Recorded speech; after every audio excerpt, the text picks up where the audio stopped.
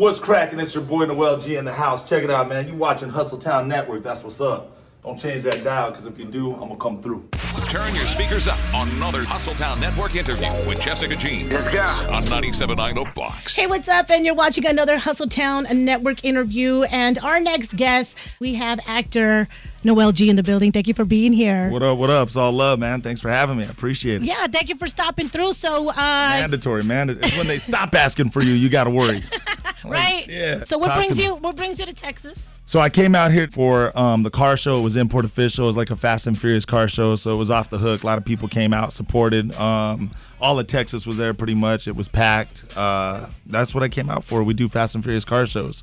So for the Fast and Furious fans, if they like race wars in the movie, we pretty much bring that to real life. Wow. So that's what it is, yeah. So we out there racing and grinding, and we spinning cars, crashing cars, drifting. Man. We're doing it all. Yeah, it's off the hook. It's insane. Yeah. It's insane. So do you travel with that show, or do you just kind of make appearances whenever they ask you to come out? No, I travel with the show. Okay. Yeah, and then there's a lot of them though. That's not just one of them. There's Race Wars. There's Import Official. There's a lot. So I make I just go with whatever car show asks me at the time. Right now. So were you into all this already before the movie, or did this kind of happen because? Yeah, I used to have a chop shop, and I used to rent cars without asking people. Oh, and no, I'm playing. No.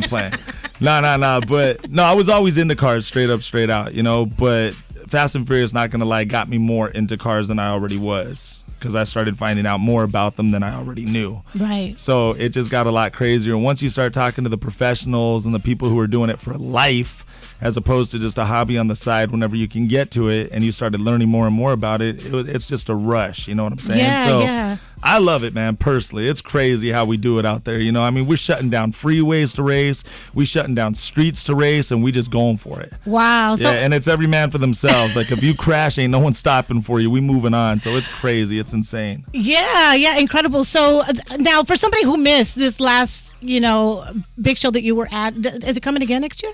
Yeah, it'll be around all the time. Yeah, we do it in different parts of Texas too. So okay. If you didn't catch it in Houston, you could probably catch it in San Antonio or Dallas or whatever. So cool. Yeah. So if you love it that hard, just make the 4-hour drive and come check us out. Oh yeah. So are you in Houston a lot? Yeah, I've done some filming out here, done some lowrider shows out here. I've done some speaking events out here at like high schools and churches and stuff. Good. Yeah, so I've been out here quite a few times. I love Houston, man. Texas is off the hook. Everybody nice out here. We're very polite. Howdy. Yeah, it's different than LA, dog. LA, everyone got a problem, you know what I'm saying? I'm like, Texas, they smiling. I'm like, what's going on over there? So, I know that you had filmed with one of my good friends, Juan Vasquez. You did a movie out here. I think it was called Through the Valley. Oh, yeah. And yeah, actually, yeah. Tex has the DVD of it. I don't even know if you remember doing that. Yeah, he was telling me. I remember. That was with Machete, Danny Trejo. Yeah, that's when TV was black and white, man. That was a long time ago. That was like a silent film, you know what I'm saying? But so yeah, we shot that. How long were you acting already before that one? I've been acting now for about 30 years. I've been doing it for a minute, yeah, so it's been a while. Yeah. I've been doing it for a long time. So you're in Texas a lot. I know you mentioned that you like being here, and we're nice and everything, but what are maybe other 3 things that you like about Houston? Well, Whataburger, we were talking about that before this. You got that spicy ketchup. Yeah, you guys don't play with that, man. I think I pocketed a few. Houston, Texas is just off the hook, the hospitality, like the clubs out here, the scene, it's just off the hook. Yeah, y'all were getting litty in the city last night, weren't y'all? Yeah, we got a little lit, I'm surprised we didn't get arrested, but we got lit, No, hanging out with Irome, you might. I know, right? Irome dangerous, man. Don't let this innocent look fool you. Right. So I want to really kind of talk about, your acting career, how long you're doing it, because there's a lot of people interested in doing what you're doing. And a lot of what I do with the HustleTown Network and with Hustle Vida is, we talk to Latinos who have turned, their dreams and passions, and they've made them into their career. Early on, what were maybe some of the things that you did and made all the difference to get you where you're at? Well, I always tell people like this, that your dream can become a reality. And so your dream doesn't have to stay a dream. And I always let people know straight up, straight out that if you quit in life, you'll fail in life. If you never quit, you're going to make it, no matter how long it takes. It could be a year, 5 years, 10 years, whatever. It took me 8 years to get my first movie. So this was no duck walk. It didn't happen overnight. And I always think about, what if I would have quit on that 7th year? Where would I be today? You know what I'm saying? If I would have gave up on that 7th year and said, man, it's been too long, it's been too much, I'm going to throw in the towel. I wouldn't be where I'm at now. And so it took me 8 years to get my first film. And one thing that's crazy is that I worked in a convalescent home when I was 18 or 19 years old, and I never forget this. They did a survey at the time that I was there, and they asked everybody over 65 years old, if you could go back and change something about your life, what would you have done differently?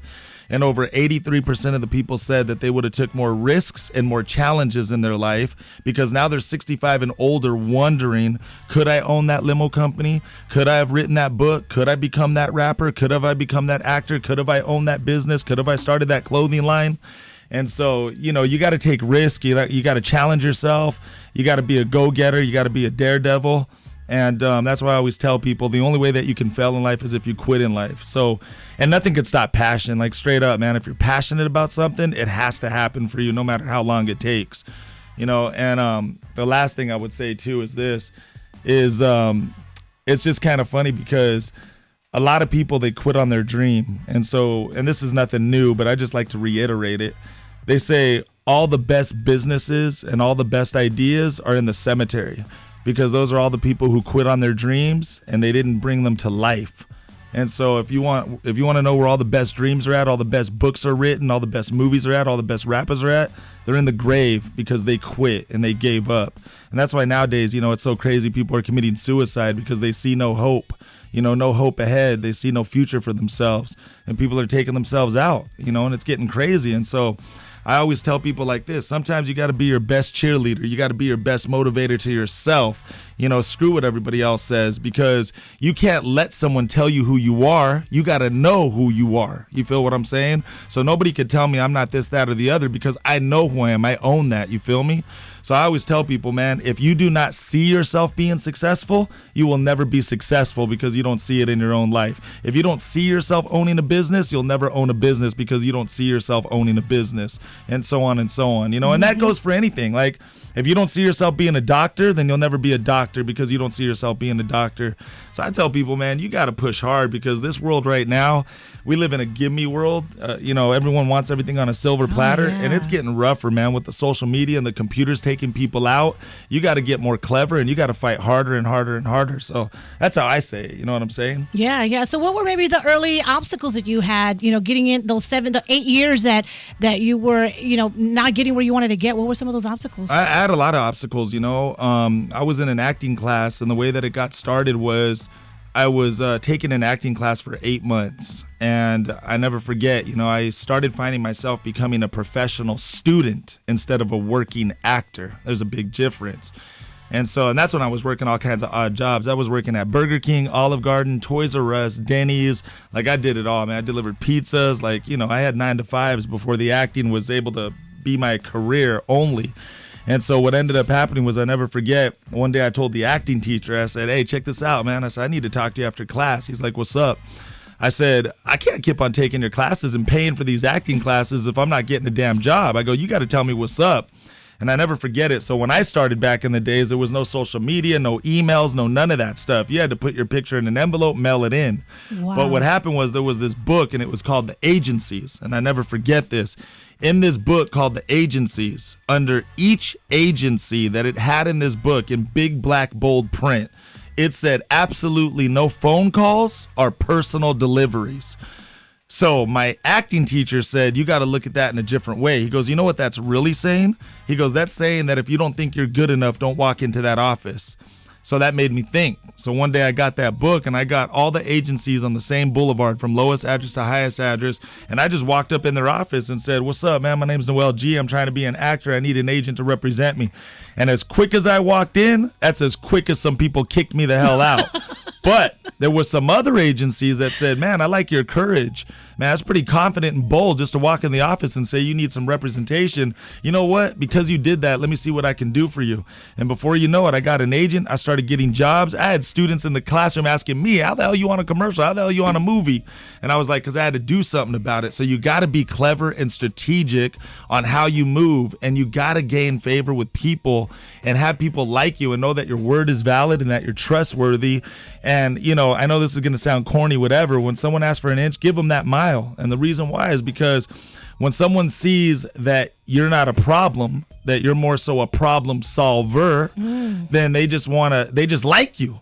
and they just want to give you favor. And that's how people progress in life, because you cannot progress in life without someone else saying, I like you. And just because I like you, I want to do something for you. I'm going to hook you up with this person who could do this and that for you. And so, I just always say, man, you got to keep it real with people.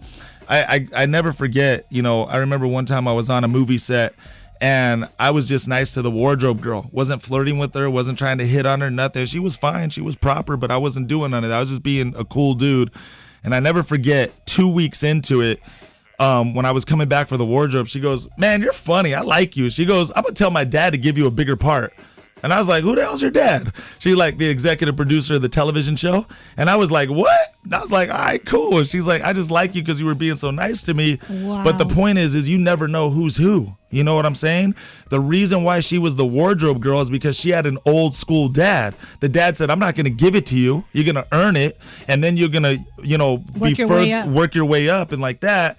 So you just never know who you're talking to, man. So I don't care if you the janitor or the president. I'm going to treat everybody with respect. You know what I'm saying? And I think doing that takes you a long way.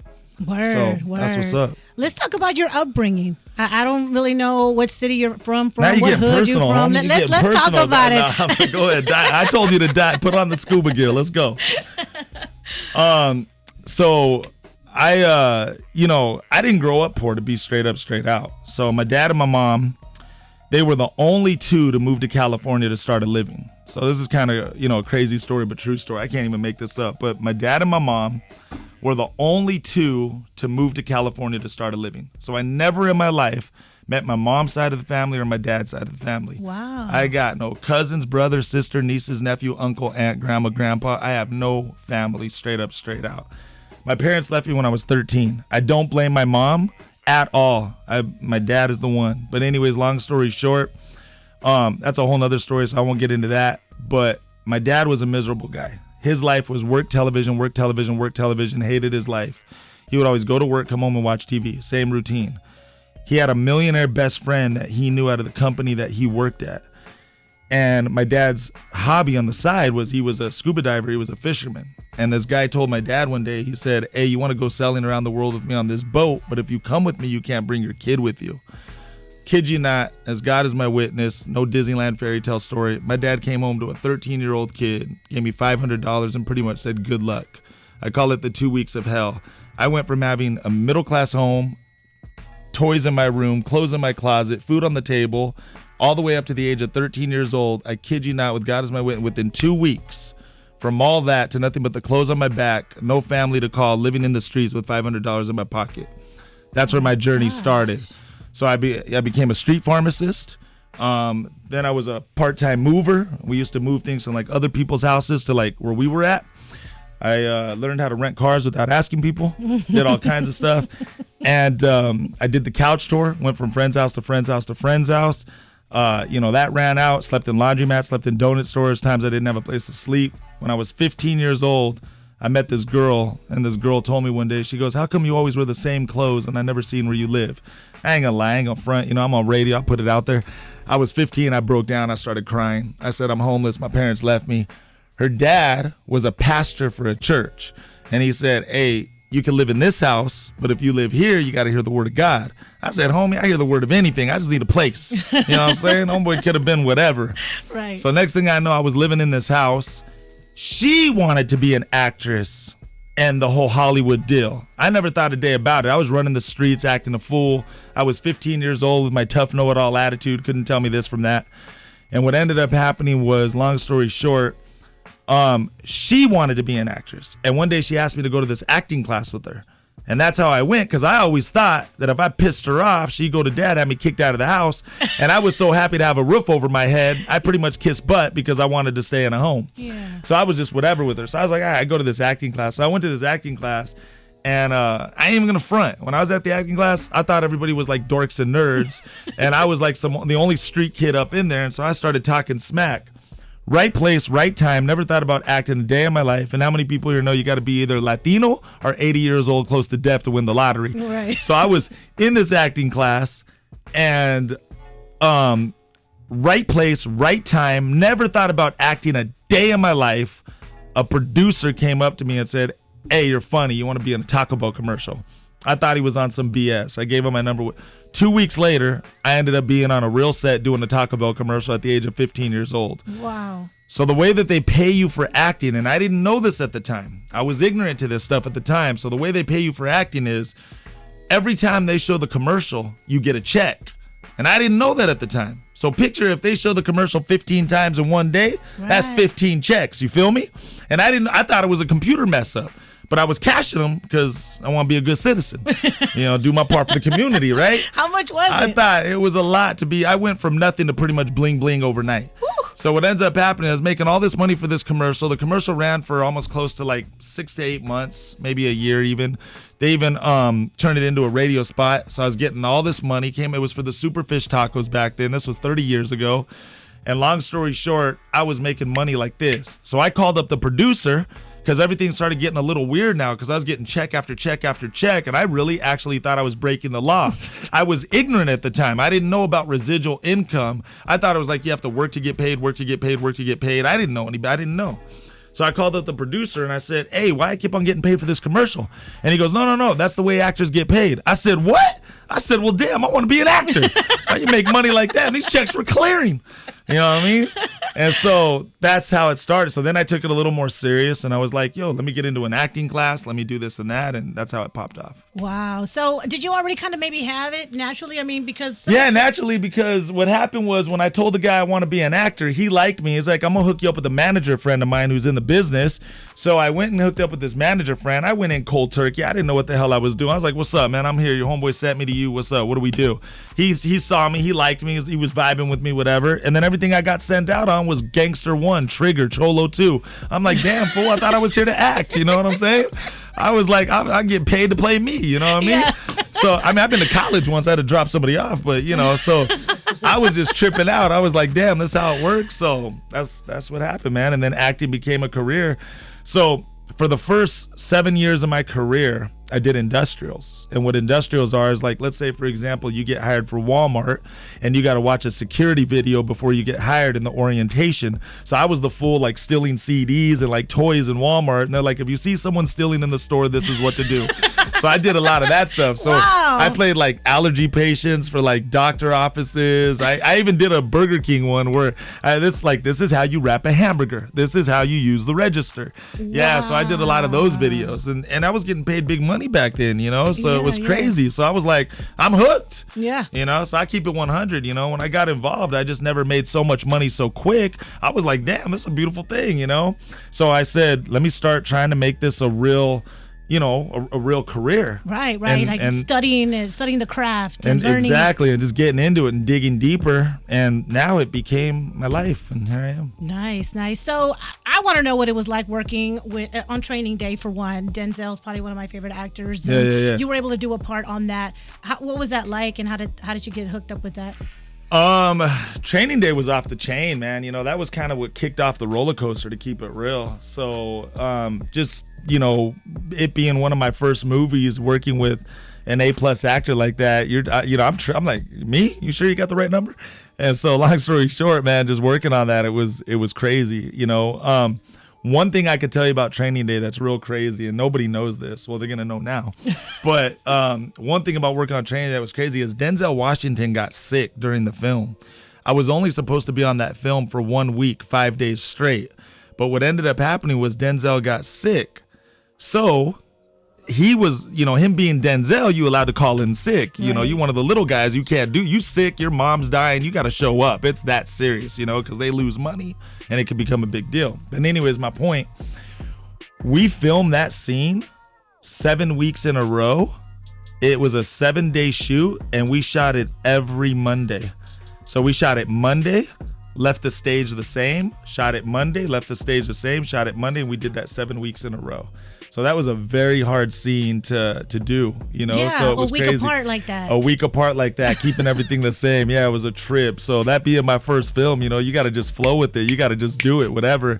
And I did it, and it came out cool. So yeah. So let's talk about Hector. Oh no, because you're Hector. You appear in any movie. I'm starting to think Hector my real name, dog. You know what I mean? I'm about to change my ID. Anywhere you're at, I will see you I'm cameo like, somewhere. damn, Look, man, it's straight Hector. up, man. I know. I'm about to go to the DMV and make that my middle name. I swear, yeah, it's a curse but a blessing. I feel you. Right. So I mean, Trademark it exact. I'm gonna come up with a Hector drink, dog. You really feel me? should. So yeah, let's talk about Fast and the Furious. How you landed that. And Fast and Furious was crazy, It was like getting paid to party. It was off the chain, man. To do Fast and Furious Part 1, it was funny. It was an independent movie at that time. No one was famous at that time, really, to be honest. That's kind of what kicked everybody off too as well. That's what kind of, Paul Walker was already Paul Walker, but I'm saying he became Paul Walker. Right. He was Varsity Blues. Yeah, and then Paul like Walker. that, and so. And then, everybody just kind of popped off from there and went their separate ways. But yeah, long story short, that movie was really considered an independent movie at the starting. But what was cool about that movie was that was one of the first movies ever to bring a lot of the races together. You had the Latinos, your boy represented. Mm-hmm. You had the Asians, you had the blacks, and you had the whites. And it was a multicultural movie that brought all the races together. So that movie, broke down some doors and made some noise and did its thing. And now it's, here we are with part 10. It's like Friday the 13th. They trying to keep up, So have you been in all of them? They're not going to do Fast and Furious in space, though, just so we're clear. No. Hey, you never know. I know, right? No, I was just in 1 and 7. 1 and 7? Yeah, there's a little bit of talk about me being in part 10, fingers crossed. The reason why is for part 10, they have 3 different storylines that they're considering. Okay. And one of their storylines that they're considering is going back to the original way that Fast and the Furious 1 was shot. So if they go that way, then I'm supposed to be in that movie. But if they go with the other 2 suggestions, then I'm out. Right. So, I'm hoping to come back. If I do, awesome and hell yeah. But if I don't, at least I got 2 out of 10, whatever. Right. So how do you feel when you're acting and you know that you delivered your character, your role, and you did it to perfection? How does that make you feel? Well, it's funny. So Rampage Jackson is a good friend of mine. And we just did a movie together, and we always laugh because he was in the new A-Team. He played BA, Mr. T or whatever, right? Right. And he always laughs because he's like, man, a lot of people come up to me and they're like, dude, you're a good actor. And he goes, what little did they know I was just playing me. All they did was switch my name and put a camera on me, but I wasn't acting, And I feel the same way is my point. I laugh sometimes because I'm like, that's me in real life. I'm like, just put a camera on me, put a different name on me, and now, quote unquote, I'm an actor. You feel me? I'm like, now, if I got to play a doctor, now I'm acting. You feel me? If I got to play I don't know, whatever, but I'm just saying now I'm acting. So do you do many roles that's outside? I'm starting to now. Okay, so good. I got this new movie that just dropped called Psycho's Path. It's actually available right now on demand, Spectrum. It's in Walmart on the shelves. Okay. Go check it out. It's called Psycho's Path. It's starring my boy Rampage Jackson, myself. But long story short, it's a horror movie. And in that movie, I always tell people like this: if no one's going to give you the opportunity, you go give the opportunity to yourself.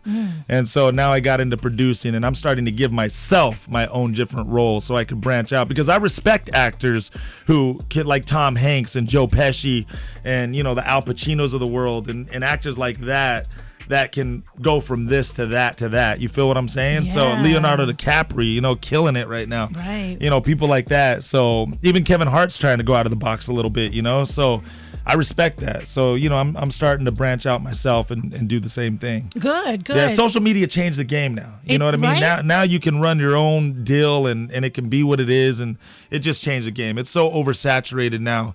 And now because of that, I'm just saying it created a lot more opportunity is what I'm getting at. Good. Yeah. Good to hear. Which is a good thing, because I always told people from the starting that there would be no hating, no jealousy, if people understood there was enough room in this business for everyone. And now they're starting to get that, They're still hating. Sir. They're never going to leave that. But I'm just saying people are starting to get that it's a more wide open range now. Right. Which at the same time, too, respectfully makes it harder. But that's why I was talking earlier about your strength and your fight in the game has to keep on going and going and going. Like, you got to be like that Energizer Bunny, man, and you can't stop. Right. And, years back, I was seeing this meme circulating about how you played all the Latino roles, right? Like, if you did a Latino role, it was going to be Noel G. So, I mean, with this new production that you're doing, this platform you're creating, will this help more Latinos maybe get more on-screen time? We're making some films right now. One that we're doing is a Latino hood comedy. So it's kind of like a Mexican version of Friday. So we're in the middle of making that. So, I feel like that needs to be out there. Like, we kind of need our menace to society. We need our boys in the hood. We need our Friday. You feel me? Our straight out of Compton. Right. So yeah, we getting thuggy with it. There's one thing that I learned, and you can't. What I'm so blessed with is being in the game and the knowledge that you get for free. So one of my friends, Dan, Tap Out Clothing, for the UFC fights or whatever. Like, I was having a meeting with him one time, and I never forget what he said, man. He's like, you know what? Nike shoes will always be Nike shoes. We can't touch it. He goes, they took over the shoe game, like they got that on lock.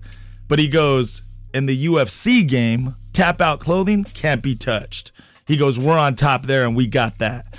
So what he was saying is stay in your lane, and I realized that. And if you talk to a lot of successful people, one of the questions I always like to ask is, how did your success come about or whatever? And you can Google this yourself.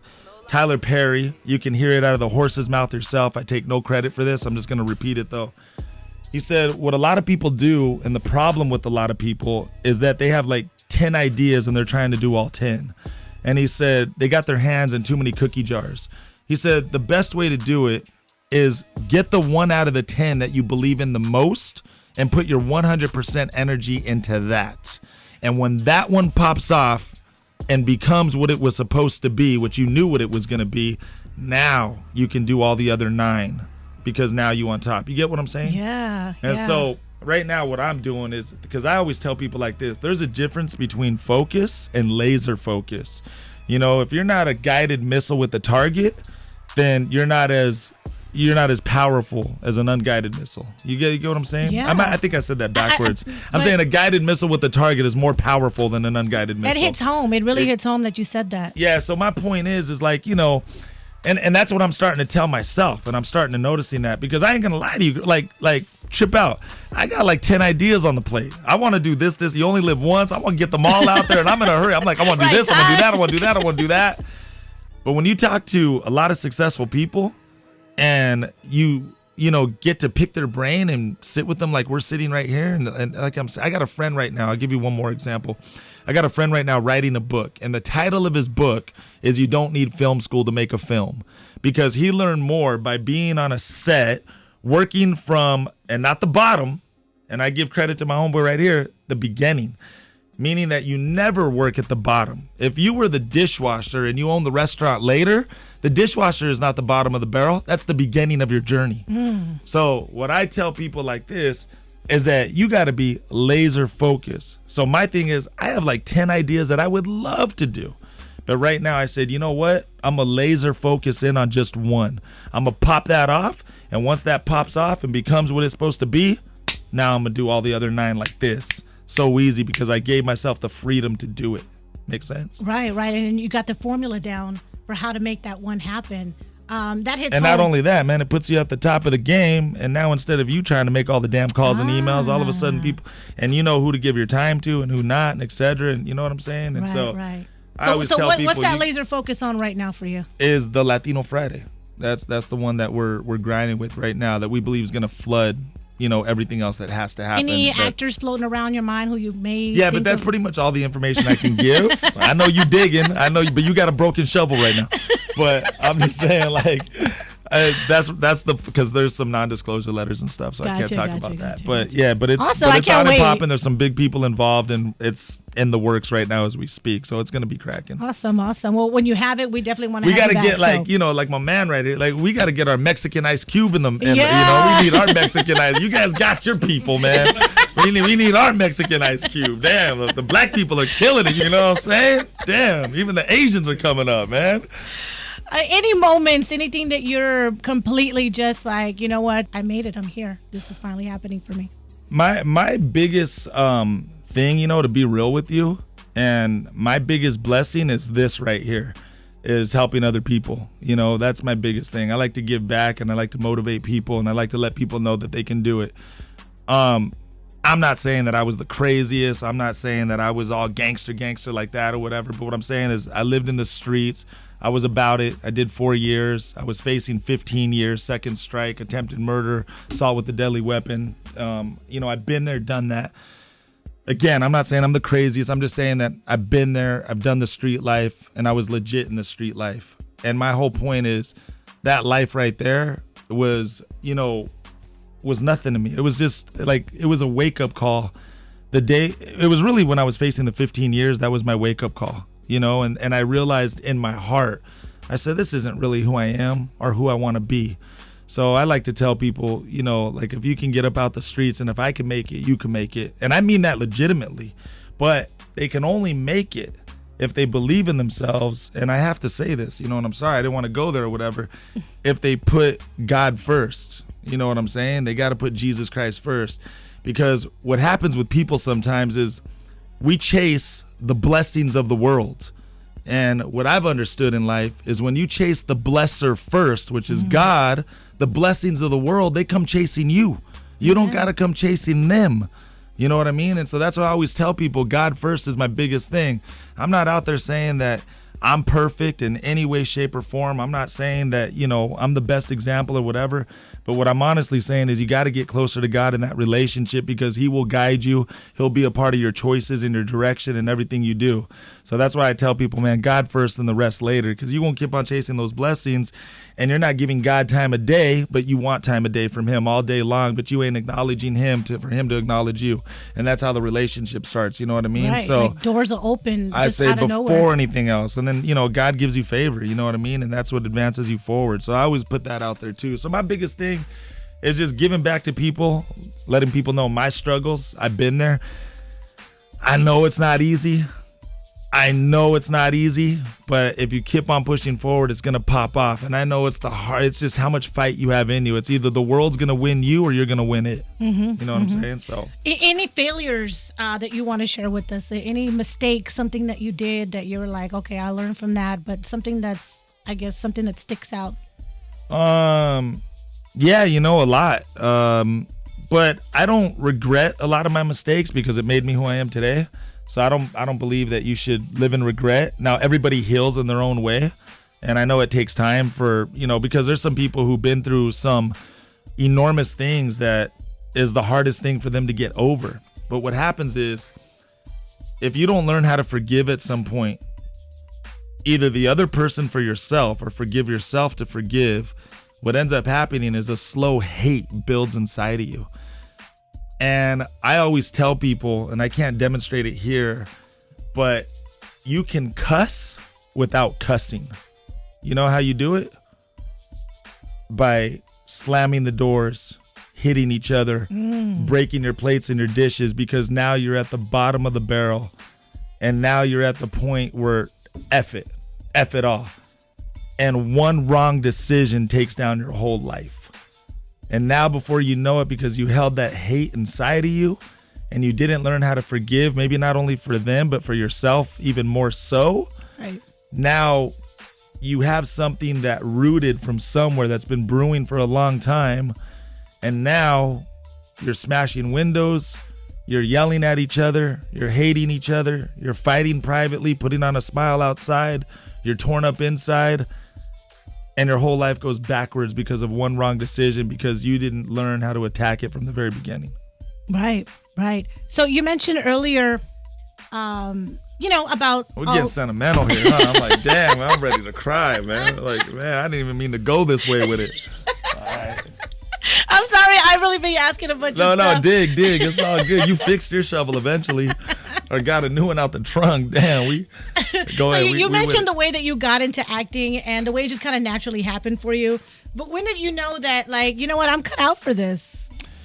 As it started rolling, like, it was kind of funny. So when I was doing the industrials to begin with, when I was younger, the reason why I found out that it was, so cool is for the simple fact that I started getting job after job. But it was funny because I started being like the mess up guy. So my guy told me, he goes, man, a lot of people just like you on set. Like, they just love the way you are and they just want to hire you now. Like, they don't even want you to audition for the part. And I was like, what, really, me? And they're like, yeah, they're going to pay you this much for the day. And I'm like a little 17-year-old making some G's. And I'm like, what? Like, it was crazy. So next thing I know, and back then, like, $1,000 wasn't like today you spend $1,000 in a day. Back then, $1,000 could last you a month, 2 months. You know what I mean? Like, it was. I remember when gas was $5. You know what I'm saying? Like, man. But it's just crazy. So he was like, "Yeah, man, a lot of people like you. They're hiring you." And I started being the mess up guy, the bad guy. And so I caught my niche. And it just, took off. Did it ever bother you being typecast, or you just kind of rolled with the No, punches? it never bothered me ever because, if I wasn't, it was work. And if I wasn't going to do it, someone else was going to do it. And sometimes you do what you got to do until you could do what you want to do. And so by doing that, that's what provided and made the avenue to a lot of the connections that I have today to be able to get to a certain point where I can now be able to do what I want to do. So, sometimes you got to just, and like I said, that's starting at the beginning. You know what I mean? I remember doing a movie with Edward James Olmos one time, and we were sitting at the table read, and he was funny because he told his friend that was in Scarface, the guy who got his arm cut off in the bathtub, and we were doing a table read with him, and it was funny because he looked at his friend and goes, remember when we used to play Cholo 1 and Gangster 2? And I was here with my, 5 little lines of me playing Gangster 1, and I'm looking at Edward James Olmos like, I'm happy, bro. Don't ruin this for me, all right? You know what I'm saying? And now I'm looking at other actors and being like, dude, like now you're where I was at one point, and so it's cool to see the climb, the journey, you know what I'm saying? So Yeah. I never felt bad. And it was funny too, because just to keep it 100, I've had some people tell me, stop playing the gangster role, like you're misrepresenting the Latinos and that's all the roles we get and whatever. And it's funny because now they're like 45 or 50 years old now with hair, and they're putting on fake tattoos and fishnet hair stockings, and they're trying to play the gangster role because they didn't take them when they were younger, and now they're struggling even harder than I was. Yeah. So I'm like, imagine if I would have listened to them. I'm like, damn, I'd be where you're at, G. Right. I'd still have so it's just crazy. So do you have any advice for Houston as far as filmmaking is concerned? Because I know we're out here trying to do, movies, and there's a lot of movies that are filmed here, a lot of directors out here. It's funny. So a lot of people, when I travel, they ask me straight out. They always say, what do I got to do to be an actor? And so I'll ask you this question real quick, right? I always say it like this. Would it be a waste of my time to tell you step 2, 3, and 4 if you couldn't do step 1? Would I be wasting my time? Mm-hmm. Yes. I would, right? Yes. Okay. So I always tell people step 1 is move to Hollywood, because that's where all the connections are at. You know what I mean? Now, don't get it twisted. It don't mean that there's not connections in Houston, but this is what I'm saying. In Houston, it's a tougher battle than it would be in Hollywood because of how oversaturated it is in Hollywood. There's way more triple time the opportunity out there as opposed to out here. That's all I'm saying. You could be on Gilligan's Island and make it as an actor. Right. You could be on the space station and make it as an actor. You could be in, Kentucky, Ohio, whatever. All I'm saying is the battle outside of Hollywood, or anywhere where Hollywood's starting to pop off, like maybe Canada or New York. I'm just saying, living in different places, you're giving yourself a tougher battle because the opportunities aren't as much as they would be somewhere else where it's oversaturated. Gotcha. So I tell people like that, number 1, right? So then if they say, well, I don't want to move from Houston, I say, okay, cool. I'm just letting you know the battle that in Houston, the chances are less limited as opposed to more limited in Hollywood or any other place like New York or whatever. Makes sense there? Right. We're on the same page there. Mm-hmm. So then I tell people, all right, so if you want to stay in Houston, and now you're trying to be an actor, you just made it clear you don't want to move. I just told you what I told you, and you're going to stay here and you're going to give yourself the tougher battle. That's fine. That's 100% fine. Then start seeking out casting agencies, start seeking out agents out here that represent actors. And this is really the honest dream. If you know a millionaire who can invest in your movie, make your own damn movie. No one wants to make it for you. You go get $500,000 or $1 million or $100,000. You come up with the best story idea ever. Make your own damn movie. You know what I mean? And get a star attached to give you a little bit of weight in the movie, so it gets a little bit of, because now this is what ended up happening in the acting game, and it got a little tougher. Sundance Film Festival, back in the early days, they got close to like 500 movie submissions. But now because of social media, fast forward, you know how many submissions they got just last year of movies? How many? Over 5,000. Wow. Because every Tom, Dick, and Harry's out there making a movie. So now, Sundance, which is the biggest film festival out there, they said, okay, all these people want to turn in a movie. We gonna make it a little bit tougher. Now we gonna up the ante. So here's what they did. They said, if you don't have an Academy Award-winning actor in your movie from 3 years or less, we don't even watch your movie or give it time of day.